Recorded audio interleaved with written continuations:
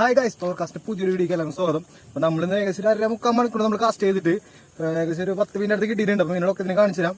Videos പിന്നാലെ തന്നെ upload ചെയ്യുന്നതായിരിക്കും. അപ്പോൾ നല്ല വീഡിയോ തന്നെ അഭിപ്രായം വരാം കേട്ടോ ഗൈസ്. അപ്പോൾ അതേ ഇനി കിട്ടിയിട്ടുള്ള ബ്രാൻഡാണ് കേട്ടോ.